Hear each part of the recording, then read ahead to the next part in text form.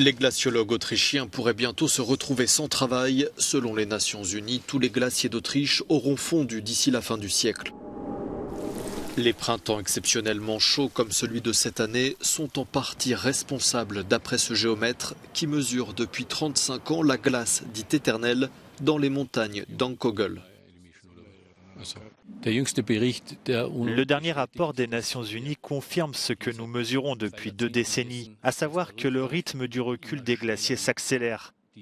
Début avril, la couverture neigeuse des langues glaciaires a déjà fondu, à tel point que le soleil fait fondre directement la glace.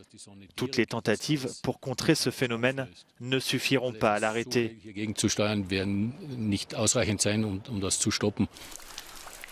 Les Nations Unies ont prévenu que même des réductions drastiques de CO2 ne pourraient pas sauver les glaciers autrichiens. Pour l'heure, le géomètre et son équipe poursuivent leurs observations. Le drone a désormais remplacé le mètre à ruban utilisé encore ces dernières années. Le drone survole simplement le glacier et prend de nombreuses photos. Ensuite, les informations 3D peuvent être extraites à partir de ces photos et le terrain peut être reconstitué. Tout le monde n'est cependant pas convaincu du retrait total des glaciers autrichiens. Si le réchauffement climatique se stabilise à 1,5 degré, quelques restes de glace pourraient survivre, selon la glaciologue Andrea Fischer de l'Académie autrichienne des sciences. Selon ce scénario, les glaciers auront largement disparu à la fin du siècle, mais il faut garder à l'esprit qu'il restera de la glace.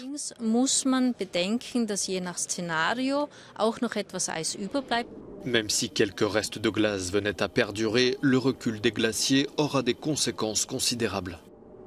Lorsque les glaciers auront disparu, l'eau issue de la fonte régulière des glaciers dans les rivières et les réservoirs manquera. Les centrales hydroélectriques comme celle-ci seront dépendantes de précipitations imprévisibles. L'impact exact sur la production d'électricité dans les Alpes fait toutefois encore l'objet de recherches. Johannes Blechberger, Euronews, Köln-Brennsperre, Österreich.